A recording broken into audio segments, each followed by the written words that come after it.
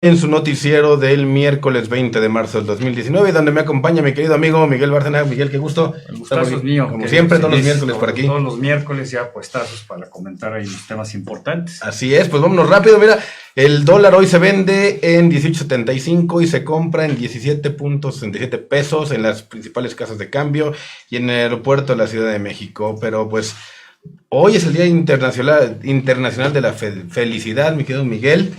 Y bueno, pues qué cosa tan difícil, ¿no? Ya en estos tiempos está complicado y en estos tiempos de la cuarta transformación un poco más. Desde 2013 la ONU lo estableció para recordar la importancia de garantizar el bienestar de los países.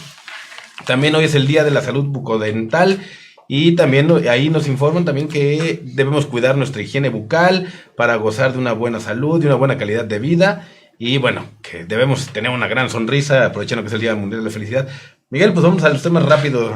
Pues mira, sin duda no podemos dejar pasar esta semana hablar sobre el aniversario de la expropiación petrolera del 18 de marzo que hiciera el entonces presidente, el general Lázaro Cárdenas, y que, bueno, pues recordar que precisamente durante toda la presencia del PRI en el gobierno, pues el petróleo y el tema de la expropiación pues fue una bandera que se mantuvo durante mucho tiempo. Claro. Y que incluso en la época de los gobiernos panistas, cuando ellos quisieron hacer alguna reforma energética, el PRI en bloque fue un dique que no permitió que esta reforma transitara. Bajo un argumento entre histórico, populista, ideológico. Y yo decía en ese entonces, si no me equivoqué, que cuando se hiciera la reforma energética, pues el petróleo ya iría de salida. Claro.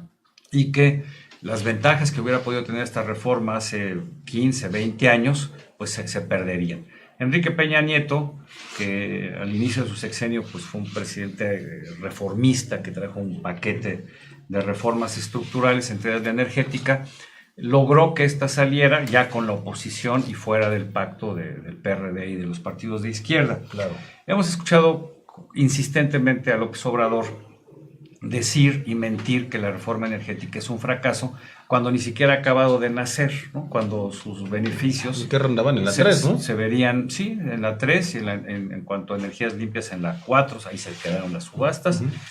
Y él lo dice porque pues eso le abona a su proyecto ideológico, que no técnico, claro, ni de energías sustentables, de que la reforma fue un fracaso para dar marcha atrás, para no abrir más licitaciones, para no abrir más contratos a la iniciativa privada.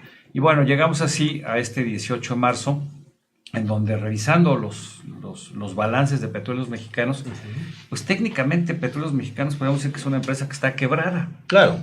Vende más de lo que vale, perdón, debe más de lo que vale. Claro. ¿No? Sus pasivos valen más que sus activos, porque son instalaciones, muchas de ellas fueron envejeciendo, no se modernizaron, porque no había mantenimiento, porque ha habido muchísima corrupción en donde ha estado involucrado Romero de Champs y el sindicato, de los cuales curiosamente no habla López Obrador. Si te fijas, con el sindicato no se mete. No invitaron, fuerza importante.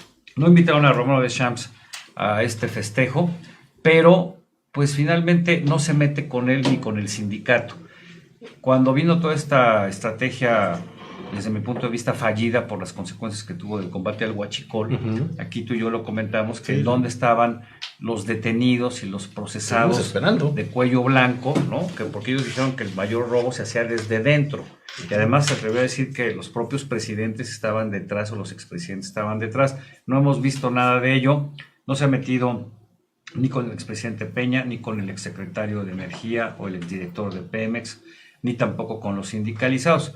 Todo ha sido, pues, el discurso de siempre, un discurso demoledor, que va taladrando, pero que en la mente de las personas pues les va generando esta idea de que estos son los malos y de que esto no sirve. Fíjate, yo ayer comentaba en el noticiero que cuántos de los temas que se ventilan públicamente en las conferencias mañaneras desde que inició el sexenio llegan a causas legales. Y esos causas legales, ¿cuántos son procedentes? Habría que hacer un análisis en algún tiempo, ver cuánto de todo lo que se dijo tiene alguna vinculación legal o jurídica o tiene alguien en la cárcel. O de entrada que fuera verdad o que fuera creíble. Algunos medios han hecho este análisis, como lo hacen en Estados Unidos el The Washington Post o The Wall Street Journal con respecto a las conferencias de Trump, y ahí detectan cuántas veces miente al día, cuántas veces Sí, miente bastantes. por hora.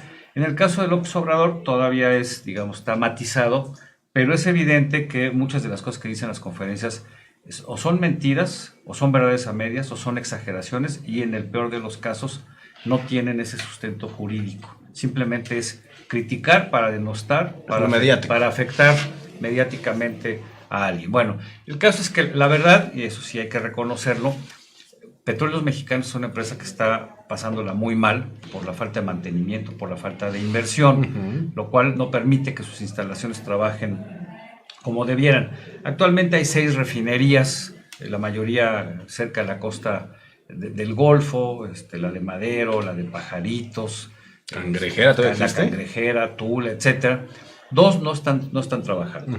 Y las otras 4 trabajan a menos del 50%, algunas andan por ahí del 30% y otras por ahí del 40%. Yo no soy experto en estos temas, pero creo que es una cuestión de sentido común. Claro. La producción de crudo mexicano ha ido disminuyendo considerablemente. Hoy estamos produciendo poco más de la mitad de lo que se producía hace 6 años. Okay. Del total del crudo que podemos extraer de nuestro territorio, la mayoría es un crudo pesado, el crudo maya. Claro, sí. Y ese crudo, para refinarlo, para hacer productos refinados de petróleo, como las gasolinas o los combustibles, requieren de un proceso que es más caro y más largo que cuando se refina el petróleo del mar del Brent o el West Texas, que son petróleos más ligeros. Entonces, ¿qué ha pasado? Por un lado, ha disminuido la producción y ha disminuido también la refinación. Claro.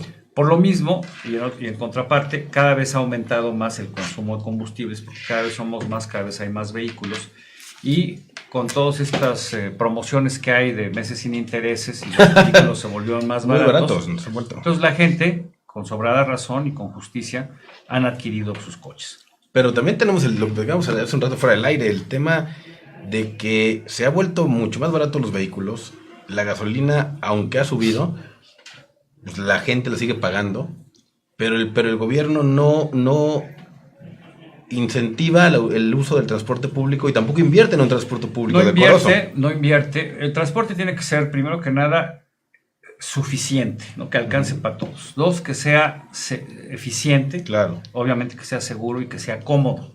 En México no tenemos ninguna de esas características. Claro, por supuesto. El propio López Obrador, cuando fue jefe de gobierno, dejó de invertirle al metro porque esos recursos se los dio al segundo piso. Por eso a Claudia Sheinbaum la acusaban en campaña cuando quería ser jefa de gobierno de esta ciudad de haber sido la única secretaria del Medio Ambiente de sembrar pavimento, ¿no? ¿Por qué? Porque pues, sembraron el segundo piso, descuidaron el metro. Desde entonces el mantenimiento se vino abajo, no se compraron trenes, no se construyeron líneas y tampoco se actualizó el precio, no hubo incremento en el precio del boleto. Entonces el metro se vino descapitalizando y deteriorando. Después llegó Marcelo Ebrard, hizo la línea 12, la muy famosa cuestionada por cuestiones de corrupción de las que hoy ya nadie habla, parece ser que eso ya no existió nunca. Se olvidó. Y luego... Sebastián Mancera se olvidó. Sí, llegó Mancera,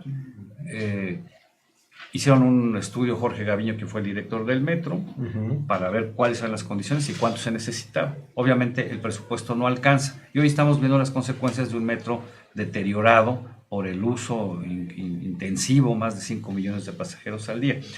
Y entonces, ¿qué pasa? Que no se está invirtiendo en transporte o muy poco, no se cobra lo que se debiera. Un boleto del metro debería ser 10 pesos, supongo. Mínimo. 10 pesos. O sea, mínimo. El costo real debe andar por ahí de los 17 pesos aproximadamente, que es incluso la mitad de lo que cuesta en Europa un viaje sencillo. Claro. Pero bueno, entonces baja la producción de gasolina y también deja de invertirse en exploración y deja de invertirse en explotación. Entonces, ¿qué sucede? Y lo ponemos ahora sí que el ejemplo no con peras y manzanas, sino con naranjas. Si tu negocio es vender naranjas, porque te pagan más por las naranjas, porque te sale muy caro generar el jugo de naranja, pues vendes naranjas. Claro. ¿Qué es lo que hace México? Vende crudo y después gasolina, el diferencial que tiene es tan alto que con eso subsidia la compra de gasolinas. Lo malo es que cada vez se va a incrementar. Claro. Es deficitario. La política energética actual busca 3 cosas básicamente. 1, producir más, procesar más combustibles, convertirlos en gasolinas y ser menos dependientes de la importación. Pero ojo, las reservas petrolíferas de México han ido a la baja. Antes éramos el 5º país, ahora somos el 12º. Claro. Y hoy México solo aporta el 3% del petróleo mundial. De los países árabes, Venezuela todavía tiene reservas. Que en 3 años, yo no lo creo, que esté lista la nueva refinería de Dos Bocas. Muy difícil. Que va a ser mucho más cara de lo que dice López Obrador. Calculaban 6,000 millones, los que saben dicen que se va a ir a 8,000 o 10,000. Y que no va a estar en 3, sino en 4 o en 5 años. No, bueno, pero aparte es una inversión. Cuando esté lista, como no hay inversiones en exploración y en explotación, la producción de crudo mexicano va a seguir cayendo. En el momento en que esta refinería esté lista y las otras estén operando, digamos, al 100%, si es que lo logran una vez que las reconviertan, significa que del total que tenga México disponible para exportar, tendría que prácticamente quedarse con el 60 o el 70%. Por ponerlo muy sencillo, si tú produces 10 litros, México tendría que quedarse con 7 litros para producir la cantidad de gasolinas que se requiere para satisfacer el consumo nacional. La demanda nacional, claro. ¿Qué significaría? Que entonces vas a exportar menos, por lo tanto vamos a perder divisas, vamos a perder parte de la renta petrolera. Y por otro lado, si como promete López Obrador, las gasolinas van a bajar en ese momento, que yo lo dudo porque va a salir muy cara producirlas en México. Por supuesto. Y si le quitan el IEPS, el impuesto especial a productos y servicios, entonces, por un lado, el gobierno federal va a dejar de recibir menos dinero por el concepto de la venta de gasolina y menos dinero por el concepto de la venta de petróleo. Ese es el panorama que la señora Nale, el presidente López Obrador y sus seguidores o no entienden o no quieren ver o lo ven y no les interesa. Pero ese es el panorama de la política energética y particularmente en el tema del petróleo. Mira, hoy justo el economista dice, elevar a 70% capacidad de refinerías implica usar 60% del crudo generado. Fíjate que yo escuchaba una entrevista de la secretaria de Región Ale por ahí con Carmen Aristegui en la mañana, queriendo explicarle acerca del tema de la refinería Dos Bocas, por qué se escogieron estas 4 empresas. Digo, no hay que ser tampoco más papistas que el Papa. Todas estas empresas, leí por ahí algunos artículos, están vinculadas en escándalos de corrupción y de sobornos. En otros países. En distintos países. Pero aparte, estas empresas, todas han tenido alguna operación en México, alguna relación con el gobierno actual, con el gobierno del presidente Peña o con el gobierno del presidente Calderón al menos. Porque no hay muchas. Se necesita un grado de expertise y de conocimiento muy especializado que no tienen muchas empresas en el mundo, por eso siempre son las mismas. Claro. Ahora, ¿qué no nos dijeron que íbamos a ser autosuficientes? ¿Que no nos dijeron que se iba a darle preferencia al empresario mexicano y a la industria mexicana? Y aquí no están considerando a ninguno de ellos, ¿no? Por supuesto. ¿Por qué no? Pues porque no tienen la experiencia, no tienen el equipo, no tienen la maquinaria. Por eso precisamente un aspecto importante de la reforma energética eran las asociaciones público-privadas y la posibilidad de invertir de empresas privadas extranjeras, sobre todo para explorar aguas profundas en donde México no tiene la tecnología. Claro. Entonces, lo que estamos viendo es como dicen que cae más pronto un hablador que un cojo. Por supuesto. Todo lo que nos dijeron en campaña y todo lo que presumen, no lo pueden hacer pues porque no hay la capacidad técnica en este país. Entonces, tienen que ir por estas empresas que son las mismas que estuvieron dando servicios en mayor medida con el PRI o con el PAN. En pocas palabras es el gatopardismo, o sea, cambiar todo para volver exactamente a lo mismo, pero con una situación peor. No van a llevar a cabo licitaciones. No, ese es un problema real. Son invitaciones restringidas, porque así ellos deciden a quién le van a dar el negocio. Hay 4 empresas, a lo mejor se van a repartir las distintas etapas. Ellas les va a ir muy bien, pues ellas felices de que les den obra. Vamos a ver cuánto tarda, cuánto cuesta, pero además, José Luis, ahorita hay falta que la Fiscalía General de la República imponga las sanciones penales a Petróleos Mexicanos o a la empresa que contrató Pemex para desmontar los terrenos de Dos Bocas, casi 300 hectáreas, en donde había una importante presencia de mangle y de selva. Desde la administración anterior, para agradar al próximo presidente, Pemex contrata una empresa que va y desmonta sin que tuvieran el estudio de impacto ambiental ni los permisos municipales y estatales. Cuando esto lo denuncia Gustavo Alanís, presidente del Centro Mexicano de Derecho Ambiental, la señora Nale, como es ya costumbre, mintió diciendo que tenían los permisos, que no los tenían porque no tenían permisos de cambio de uso de suelo. Entonces, ¿qué es lo que están haciendo? Están violentando la ley un día sí y otro también, desde el momento en que seleccionan el terreno, porque no sé si sepas, hace algunos años el Instituto Mexicano del Petróleo, cuando hizo un estudio para ver la factibilidad de una nueva refinería, determinaron que el peor lugar era Dos Bocas. ¿Por qué? Porque tiene un valor ambiental muy importante, de flora y de fauna. Entonces dijeron, no es conveniente. ¿Por qué? Porque el impacto va a ser muy grave, como ya fue, durante la preparación, durante la construcción, y el impacto va a ser peor una vez que esté en funcionamiento, porque las refinerías son altamente contaminantes. Aunque tengas tecnología de punta que las hace más caras para no contaminar, se vuelve muy contaminante por las emisiones de CO2, porque contamina el agua y porque en sus mismos procesos de generación de residuos se la pasa contaminando. Pero yo no entiendo en dónde, si es que la tiene, no lo creo, el tema del medio ambiente y la sustentabilidad qué bueno que de López Obrador, porque no hay. No hay, qué bueno que tocas ese tema, tú eres un experto en temas ecológicos.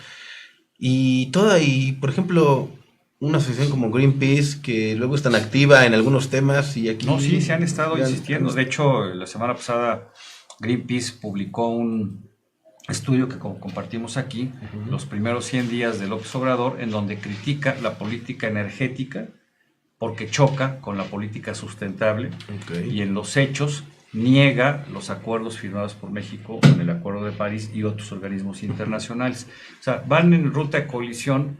Por un lado, el sector ambiental dice que van a mantener una política de desarrollo sustentable y por otro lado, la política energética va a chocar. ¿Y cuál podría ser la consecuencia legal o económica para el gobierno de la Cuarta Transformación si se sustrae de honrar estos acuerdos de París? Pues mira, pega donde más duele, que es el dinero. Claro. En 2010, cuando México fue sede de la COP, la Conferencia de las Partes sobre Cambio Climático, Felipe Calderón propuso lo que se llamó el Fondo Verde, que los países más ricos generen un fondo para que los países más pobres puedan acceder a esos recursos y comprar tecnología de punta que sea anticontaminante y que reduzca las emisiones de gases de efecto invernadero que producen el cambio climático.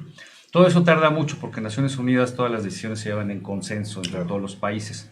En la cumbre de París se acuerda precisamente la creación de este fondo, que todavía apenas se está implementando, y para que México o cualquier país pueda ser beneficiario de esos recursos, pues tienes que tener una política de desarrollo sustentable consistente. Si México va a promover el uso otra vez de carbón negro, que es el más contaminante para generar energía eléctrica en las termoeléctricas, si México va a hacer una nueva refinería que va a ser contaminante, si México no tiene programas para desestimar el uso del automóvil, para inhibirlo a través de combustibles elevados y por el contrario los quiere bajar, entonces vas a estar promoviendo el uso del automóvil. El automóvil es el principal generador de gases de efecto invernadero, de CO2. Entonces, sí, porque los motores de combustión interna pues van de salida en el mundo. Exacto, y además vamos contra tendencia porque cada vez hay más vehículos híbridos o eléctricos y cuando la refinería esté lista y cuando quieras producir más gasolina y generes más petróleo, la tendencia de los autos eléctricos va a ir hacia arriba y la de los de uso de combustible va a ir hacia abajo. Entonces, ¿en qué planeta vive, en qué siglo vive López Obrador y la señora Nale?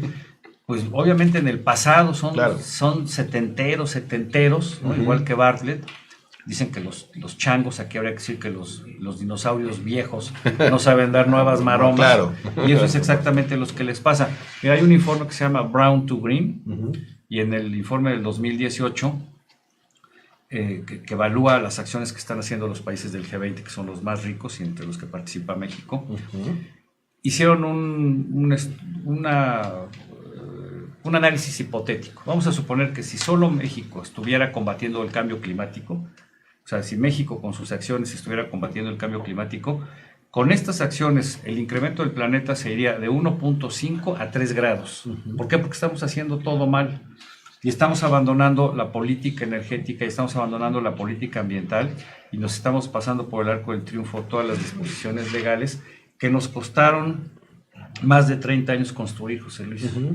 Antes no había una Semarnat o una Semarnap, no había una Profepa. En los 80, no había los un 80, instituto. ¿no? Más o menos. Más, a partir del 92, Okay. hay que recordar que con Sedubi, ¿no? Por ahí. Se crea Sedatu. Sedue y luego Sedubi. Era Sedue, Secretaría de Desarrollo Urbano y Ecología. La primera subsecretaria y única fue Alicia Bárcena, la que es la presidenta del CEPAL. Okay. Y después, gracias al evento que fue muy importante, la Cumbre de Río en 1992, uno de los acuerdos es que México tenía que tener una secretaría, un ministerio del medio ambiente, que también era un prerequisito para la firma del TLC. Por eso se crea la Semarnat.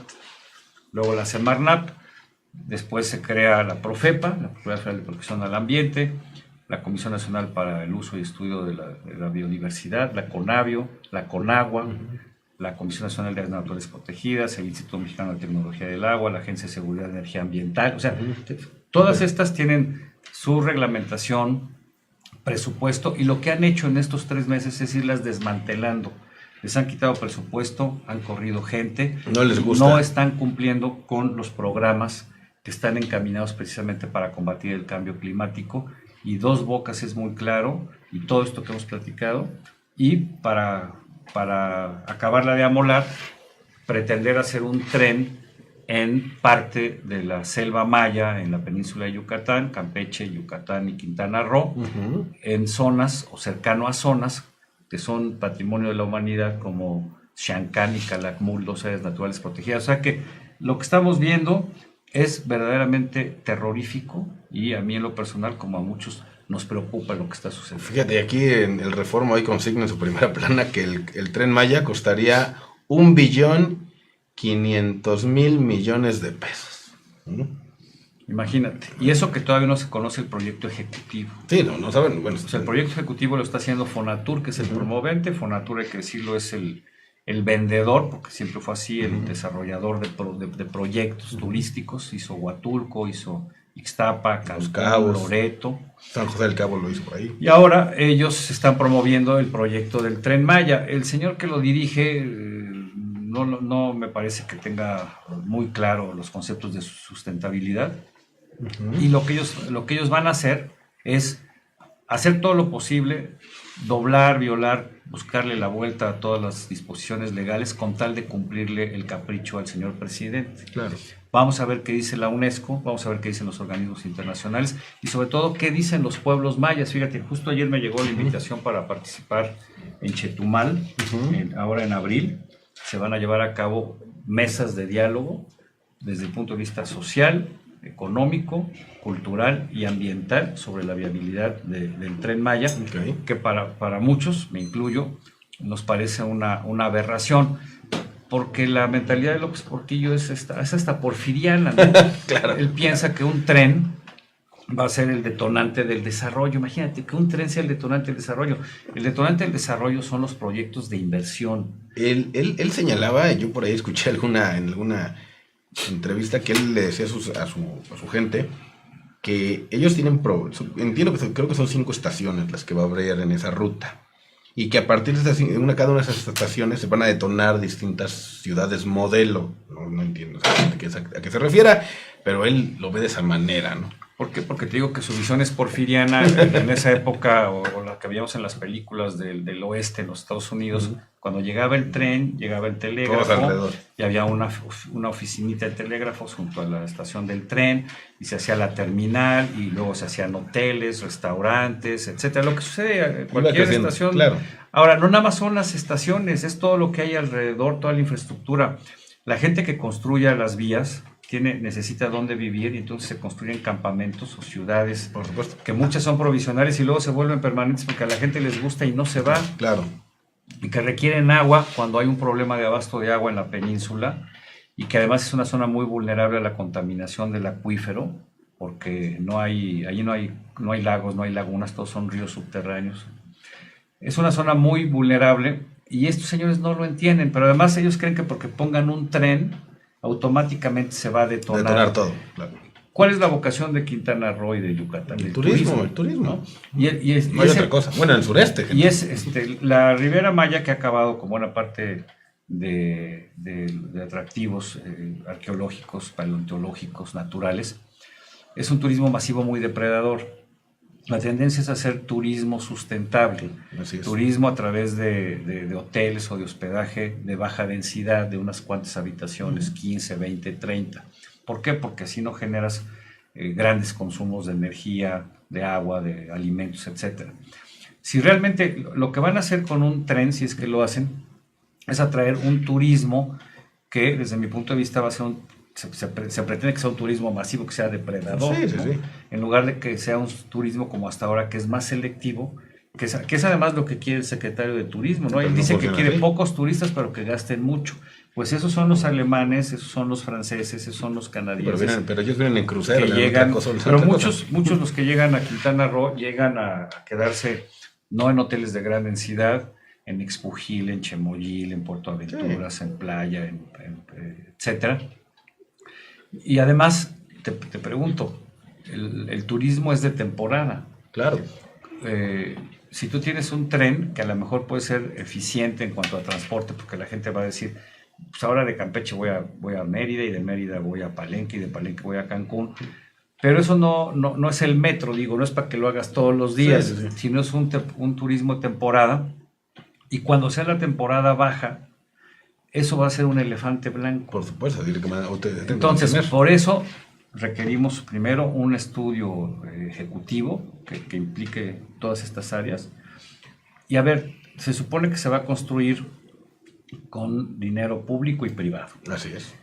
Si yo pongo el dinero público, yo soy el gobierno y tú eres el inversionista privado, tú necesitas saber cuál va a ser tu cuota de recuperación. Sí, tu plan de negocios. Tu plan de negocios y en cuánto tiempo, porque no le vas a poner nada más dinero para agradar al señor presidente. Claro. Si tú no ves un modelo de negocio que sea rentable, que sea eficiente, no le vas a entrar. Entonces hay todavía muchas consideraciones en torno al Tren Maya, más allá de lo ambiental, que es lo primordial. Está la parte económica y sobre todo también el impacto social que va a tener en las comunidades. Sí. Muchas de las comunidades no lo quieren, ¿no? Claro. Recordarás este evento pagano que hizo el presidente. Permiso a la Madre Tierra. Irle a pedir a la Madre Tierra y ¿qué les contestó? Así, pues. ¿Qué les contestó la Madre Tierra? Pues todavía no nos dicen. Pero además solo se fueron con unas etnias del sureste de Chiapas, que es una zona donde ya está impactada. Ahí sí tienen ya el derecho de vía porque ya existía, además una vía que está concesionada.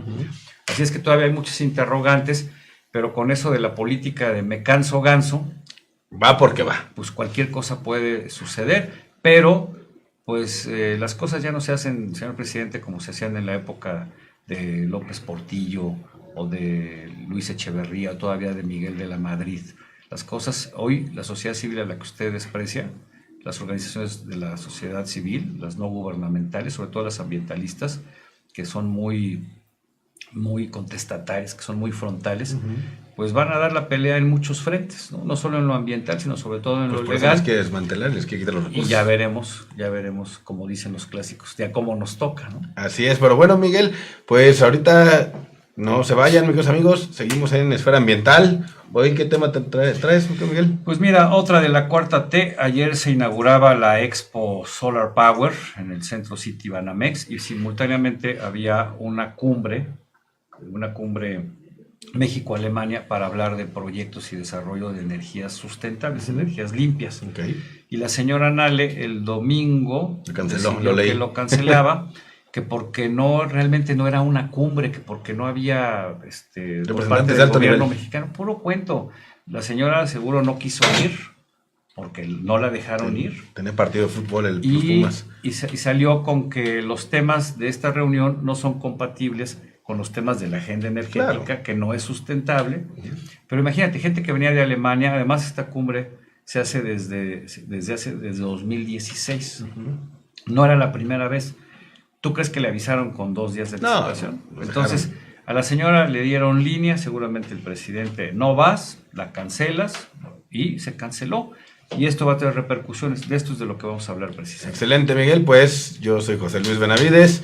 Síganme en mis redes, @BenavidesLAW. Nos vemos a las 3 de la tarde en Negocios de Política y en un momento más Esfera Ambiental con Esfera Ambiental, Miguel y en Twitter Bárcena. estamos como Bárcena Miguel y en Facebook como Miguel Bárcena D, todo junto. Aquí los esperamos. Pues ya están informados y nos vemos hasta la próxima.